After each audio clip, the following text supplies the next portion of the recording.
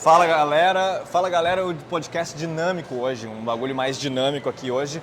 Eu tô aqui com o Jaime, que é o dono... tem que ser mais alto, ó. Fala galera. Problema de ser baixinho.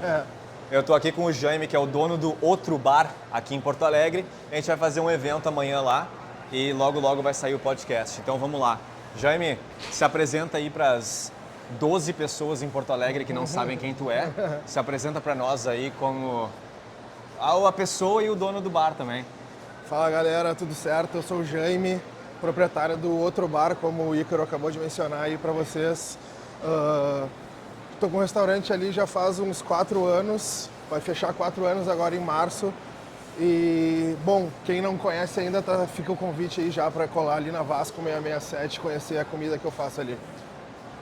E, Jaime, conta pra gente, gastronomia, como que foi assim crescer?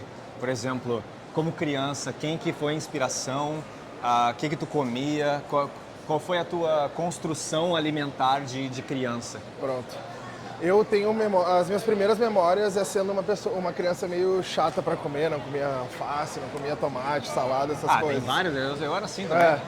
E aí, cara, mas eu sempre me vi dentro da cozinha com a minha mãe, assim, por mais clichê que pareça isso, a minha mãe cozinha muito bem. E eu tava sempre com ela, eu lembro que eu dissolvia o caldo quinoa pra ela quando eu era pequeno, na aguinha pra botar no carreteiro.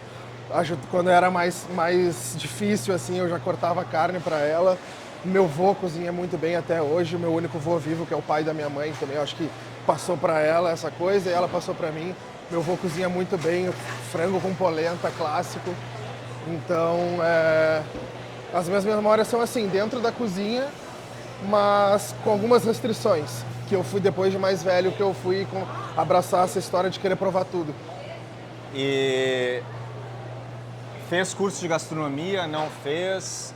Como que foi a passagem para gastronomia? Perfeito. Eu sou formado em Direito, eu me formei na PUC em 2013, já tenho 10 anos de formado aí.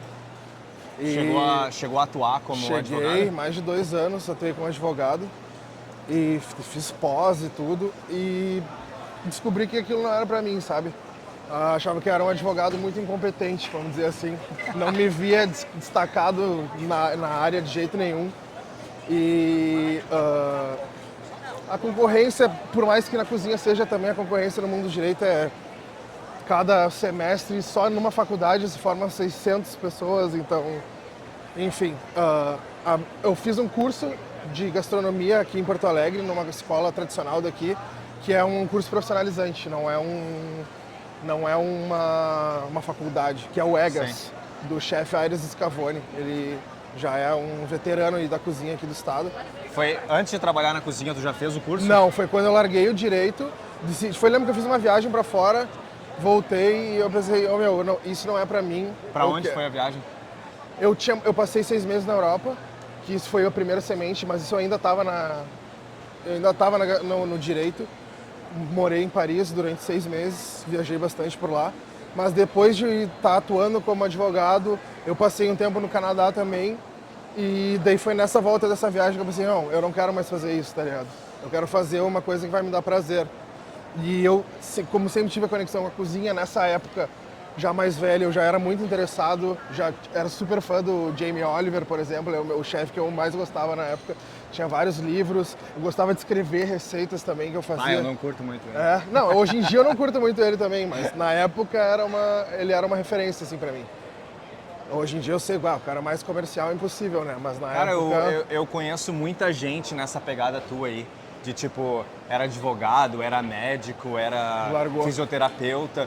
Porque a cozinha, ela remete uma coisa intrínseca, né? Sim. Tipo, todo mundo precisa comer. Todo mundo gosta de comer comida boa. Todo mundo gosta de servir. E aí essa questão da hospitalidade, tem uma galera que... Até tem uma padaria em Jundiaí que eu fui, que o cara era médico, cirurgião e a vida inteira. E aí, acho que depois dos 50, falou assim, vou abrir uma padaria. E tu vai na padaria dele e assim, muito, muito boa. Uma das melhores padarias que eu já fui na minha vida. Porque o cara tem a paixão pela gastronomia, entendeu? E outra coisa, eu acho que também tu mudar de vida depois de mais velho, assim, tu te sente numa pressão e numa responsabilidade maior de dar certo, sabe? Quando tu tem 16, 17 anos e vai escolher, eu quero direito, Por exemplo, no meu caso, né? Eu tive que escolher com 16 anos o que eu queria para o resto da minha vida. Tu acha que uma pessoa tem maturidade aos 16 anos para escolher o que quer fazer no resto da vida? Eu dei sorte, porque eu escolhi gastronomia com 15 anos e fiquei. Mas eu poderia ter... Tem gente que acerta, é normal também, Sim. mas eu acho que é muito comum. Vamos dar a volta aqui. Não, mas não significa que eu acertei. Porque várias vezes eu quis desistir. Não é fácil, né, velho? A gente sabe que não é fácil. E só uma coisa antes da gente continuar. Questão da viagem. Tu falou da Europa e falou do Canadá. Isso. Primeiro, tem que ter dinheiro para viajar. Sim. E eu falo para muita gente, né? Eu fui para a Austrália sem dinheiro. E eu falo para muita gente que assim não precisa viajar para fora do país. Pode ser dentro do país. Lógico. Porém, São Paulo, desculpa te interromper. São Paulo, na minha opinião, hoje em dia é uma viagem que é acessível pra gente aqui de Porto Alegre. E às vezes melhor que a Europa. É um dos principais destinos gastronômicos do mundo. Tu tem muita opção, mas assim, muita opção mesmo. Desde as mais modernosas e invencionistas até as mais tradicionais e comida real mesmo, tipo coreana, por exemplo. Tem muitos restaurantes que tu vai comer pratos típicos sem invenções brasileiras no meio, entendeu? São Paulo, galera, vão pra São Paulo, quem é da gastronomia vai gastar dinheiro em comida lá. Tá, e fala pra gente assim, ó, qual é a tua relação com viagem? Porque a minha eu não preciso nem falar, porque todo mundo já sabe. Qual é a tua relação com viajar e nem só a gastronomia, porque a gastronomia é irada, né? Mas Sim. assim, a questão de viajar e abrir cabeça, maturidade, porque assim, eu considero a cozinha, né? Eu sempre vou pro lado da cozinha, mas viajar e maturidade pra mim tá muito relacionado. Total. Essa minha primeira viagem que eu te falei que foi a minha única experiência, tipo um intercâmbio, assim, morando fora lá na França.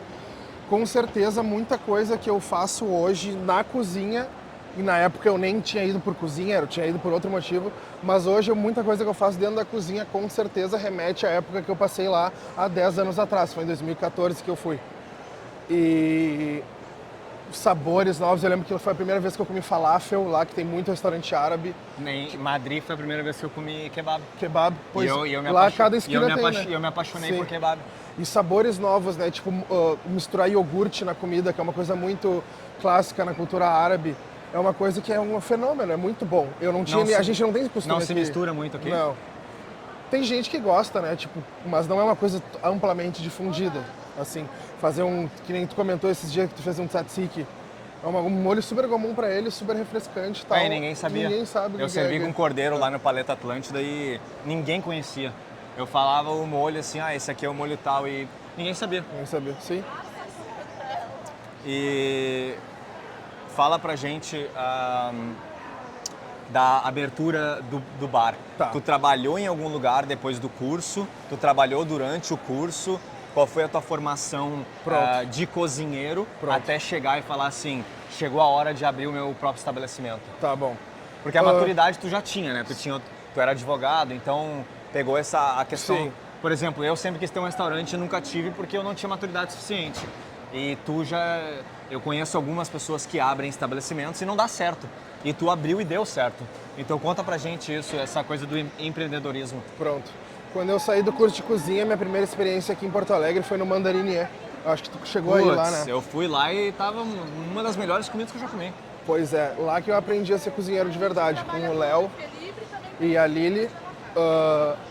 Lá, o cardápio, na época que eu trabalhava lá, todo dia era um prato diferente. Daí todo dia a gente produzia tudo do zero e esse cardápio durava 2 semanas. Tá. Então, eu aprendi muito uma vasta um leque de técnicas e ingredientes. Ele enfim. faz bastante comida asiática Isso, também, né? ele também tem uma pegada mais asiática, ele também é um cara super viajado, conhece outros sabores. Então, depois de lá, eu saí de lá e fui pro Dom, em São Paulo, do Alex Atala. Quanto tempo tu ficou no Mandarinier? Eu fiquei 1 ano, acho que foi 1 ano que eu fiquei no Mandarinier. No Dom eu tive a oportunidade de ficar 4 meses lá fazendo um estágio. E de lá... Tudo bem? Muito obrigado. Valeu. Descascou muita batata no Dom? Não, o que eu fiz muito no Dom foi limpar o cachofra, velho. Demais. Limpei muito a cachofra no Dom. Tu deve saber, deve ser melhor que eu limpando a cachorra, porque eu limpei acho que uns 2 quilos na vida. 2 quilos na vida. Não, lá eu limpei pra caralho a cachofra. E a parte da batata do Aligô, a produção era no Dalvedito, que é um outro restaurante dele, que produzia também pro Dom. E depois de lá, que a gente estava conversando antes de começar a gravar, a questão do network, com as oportunidades que surgem de tu conversando com as pessoas. Quando eu estava fazendo o estágio no Dom, eu conheci o cara que estava abrindo um restaurante lá em Teresina, no Piauí. E ele estava abrindo no processo de obra ainda, queria montar a cozinha. E ele me chamou para trabalhar lá com ele. E foi no Piauí. Eu passei 1 ano no Piauí, depois de São Paulo. Inclusive onde vou no Piauí.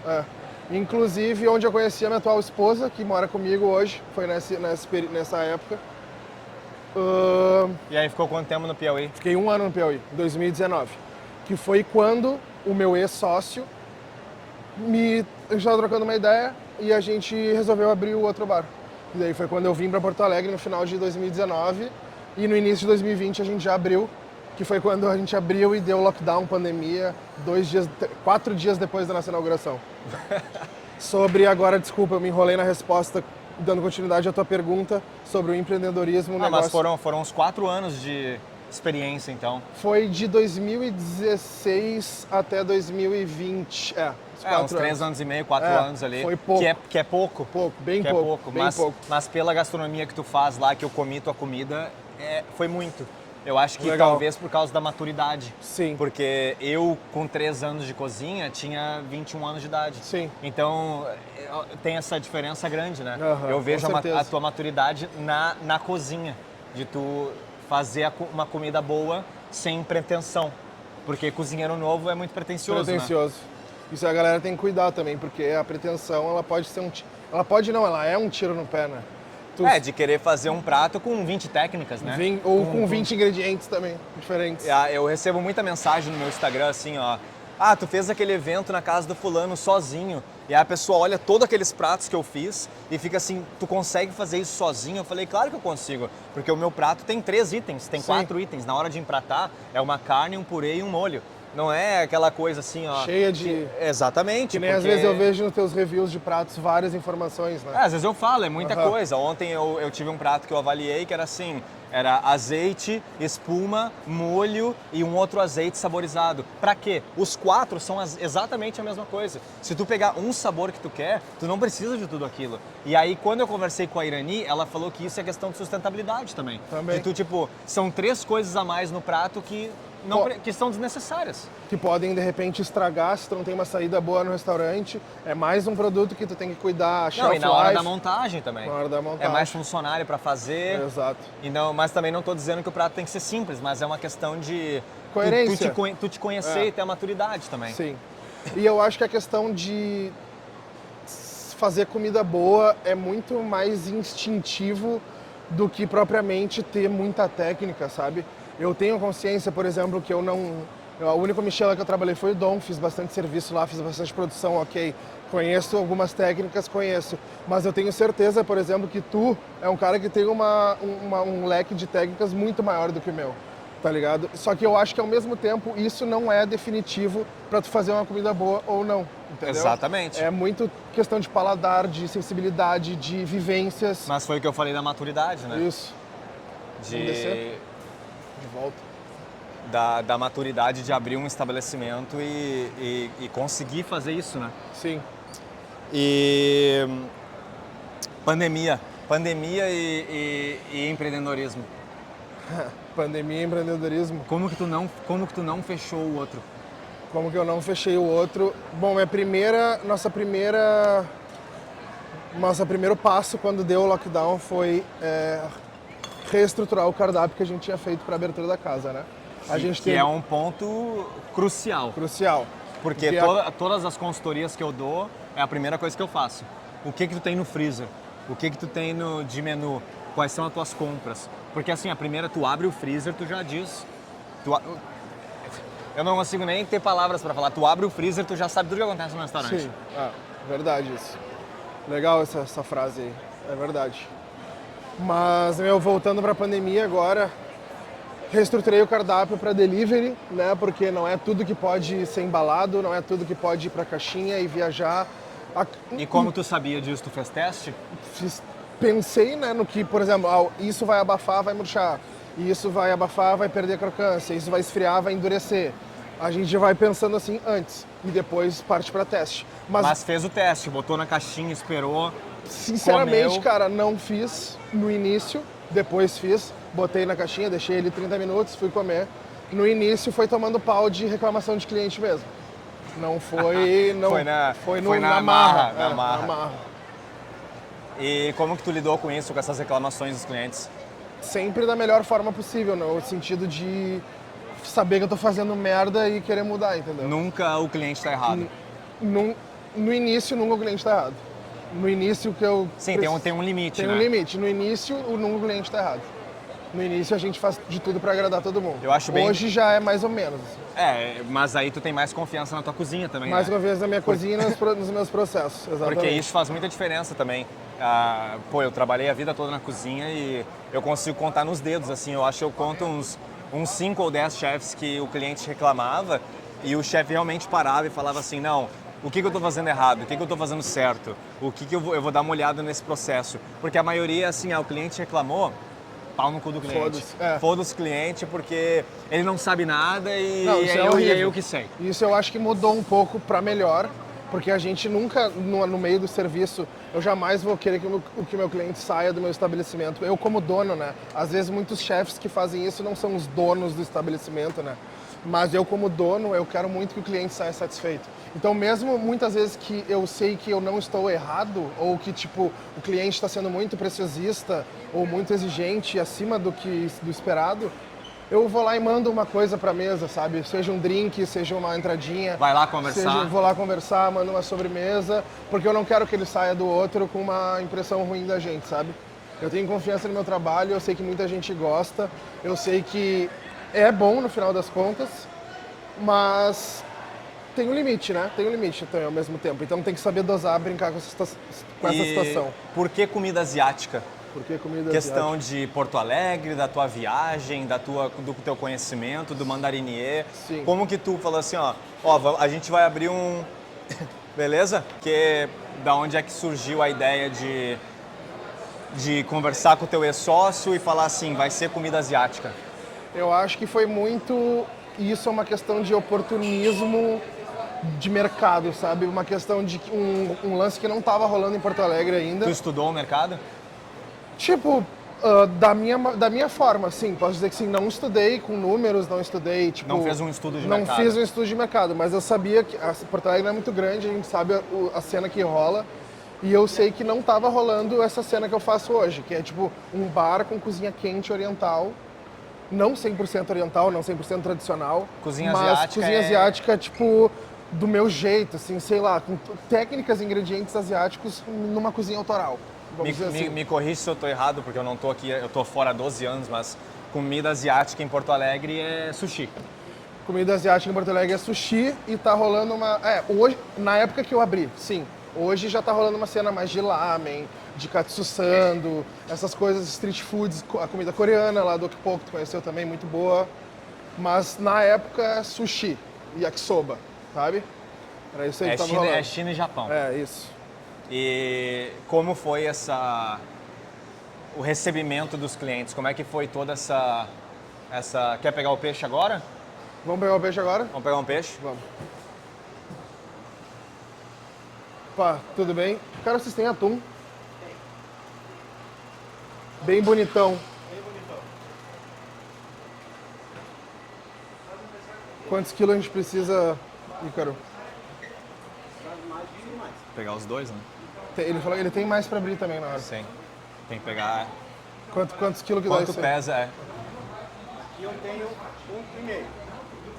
Tá bastante. 1,5 kg tira ali, dá uns 10%, 15% de perda. Vai dar uns 200, 300. Divide 800 por quantos gramas vai ser? Uns 80, 90? Vamos arredondar pra 100. 100 não é muito? Não, mas só pra vai que tenha mais perda, né? Daí dá 8 porções. 9 pouco, porções. Como é que tá? Vamos pegar então pra O umas dobro? 15. É, o dobro. O dobro desse peso aí. Tá.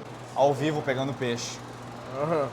E o recebimento dos clientes, como é que foi essa estrutura de negócios assim, tu inovar, né? Porque tu falou que não tinha. Então, como que foi essa inovação gastronômica em Porto Alegre da comida asiática que não é sushi?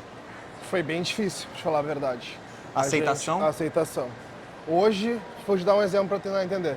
Hoje, um dos meus pratos mais vendidos lá no bar são as kimchi fries, tá? Que eu comi. Que tu comeu. Que tu faz a batata, tu faz o kimchi, faz faz a maionese. Isso. E eu briguei com ele porque é muito processo e eu já teria comprado a batata ou comprado o kimchi. Isso. Mas daí tu come o negócio e fala assim, puta que pariu, que bagulho bom.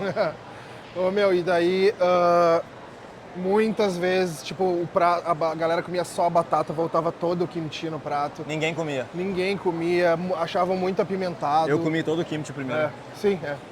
Hoje em dia. E daí, meu, e nessa época a gente lutava pra se manter aberto, assim. Hoje em dia, o nosso movimento é uma. Se eu olho pra trás, me dá às vezes até vontade de chorar, assim, sabe? Porque. Já deve ter chorado, com certeza. Sim, de emoção, porque o que eu tô vivendo hoje dentro do outro, eu não esperava que fosse chegar, sinceramente, assim. Porque no início não parecia que ia vingar. Mas foi a insistência, foi acreditar no produto, principalmente, até que um dia se tornou um hype que é hoje. Não sei como que a galera vê o outro, mas foi do nada. Eu lembro que foi no final do ano retrasado. Virou a chave, simplesmente. Simplesmente virou a chave e todo mundo começou a curtir muito. Não mudei processo. Quer dizer, a gente sempre vai aprimorando os processos, né? Mas a essência é a mesma. Tá, e me conta do bal, porque eu falei pra ti que se eu fosse o dono eu já teria comprado esse bal. Tu me falou que não tem fornecedor de bal.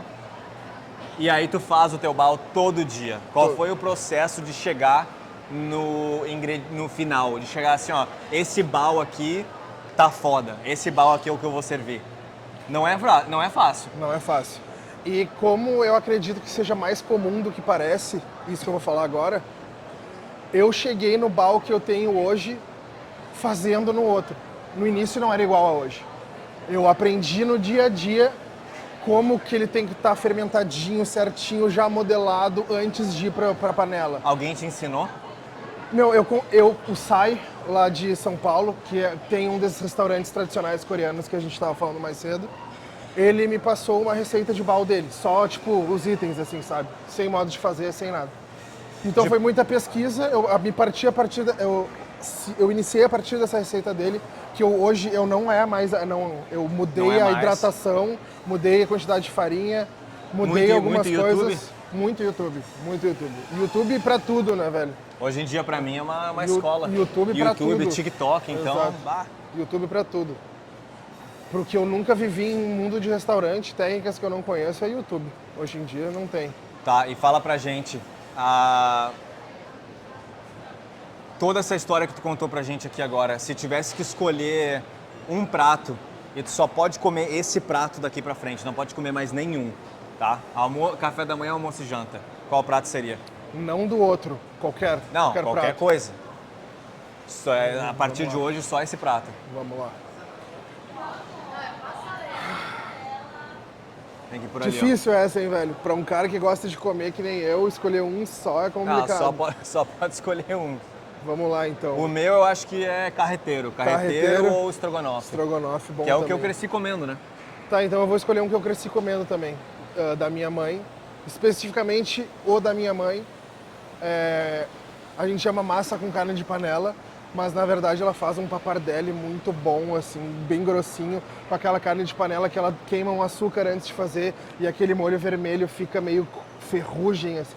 Eu não tenho nem palavras para descrever esse prato. Ela faz a massa? Não faz a massa. Ela cozinha a massa pronta. Ela já fez a massa algumas vezes, mas acho que pela praticidade não é tão bom quanto ela.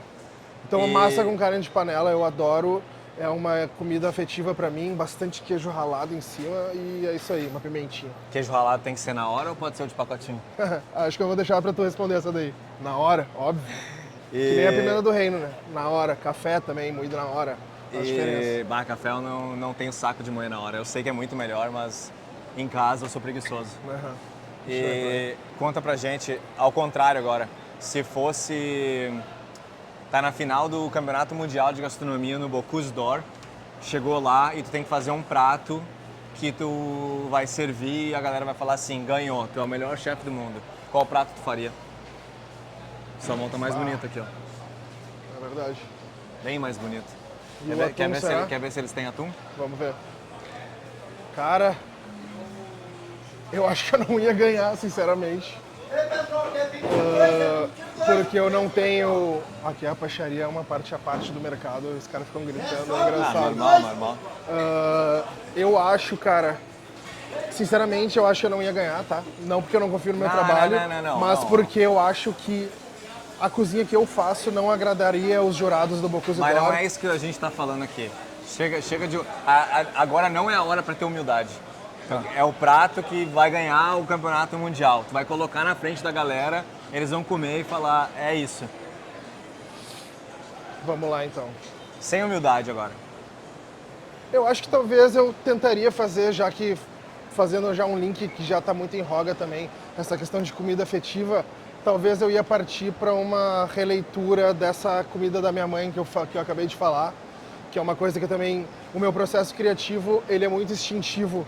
A releitura da massa com carne de panela. O que seria essa releitura? Cara, eu ia ter que pensar na hora, talvez um ravioli aberto com uma carne braseada no meio, uma gema ali estourando junto, Teria uns componentes asiáticos ou não? Pois é, aí que eu tava pensando, com certeza sim.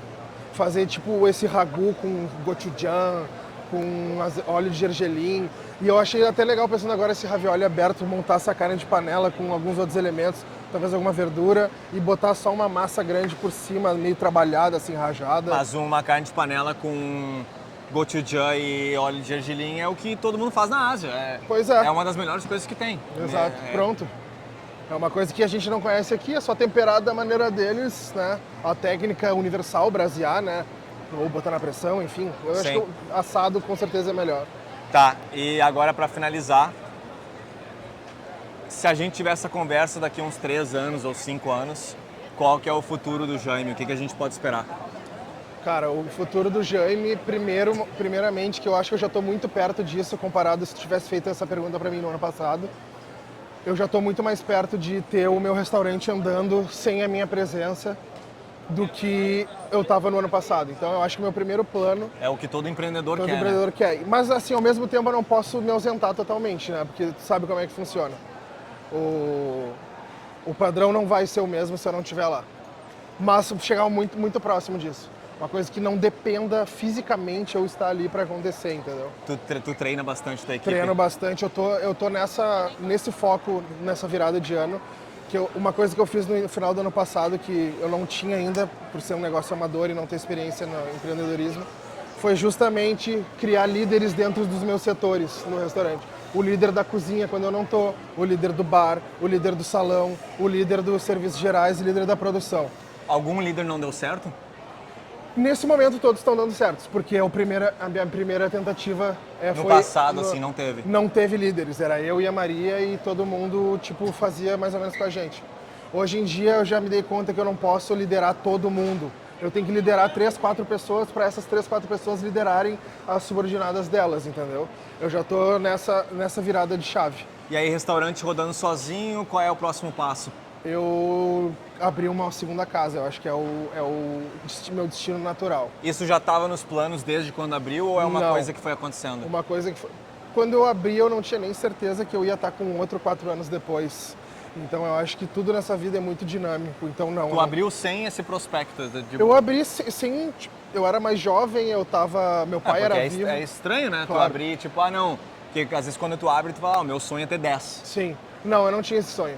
Meu sonho naquele momento era viver o momento, justamente, abrir o outro, vendo que ia dar, não estava muito... Não é que eu não estava muito preocupado, é que eu não... Como é que eu posso dizer isso? Eu não tinha a minha maturidade que eu tinha hoje. Meu pai era vivo ainda, me ajudava bastante. Com a morte do meu pai, minha família perdeu tudo, assim, né? De renda, assim, de coisa, morreu junto com ele. E eu me vi obrigado a fazer o outro dar certo. Acho que isso foi um combustível também muito importante para minha história. Assim. Então é isso. Nos próximos 5 anos a gente espera outro. Acho que esse vai ser o nome, inclusive. Ah, é? Outro. Obrigado pela conversa. Tamo junto, então. Valeu, mano. E Valeu. amanhã, evento lá. Evento lá no outro bar, cola todo mundo. Não vai aparecer só, Só daqui. só mês que vem. Pô, bom, Mas, cola todo mundo antes, então. E vamos lá pegar o peixe, né? Vamos lá pegar o peixe Pegar o agora. peixe. Os caras foram abrir na hora pra gente. Valeu. Falou. Falou.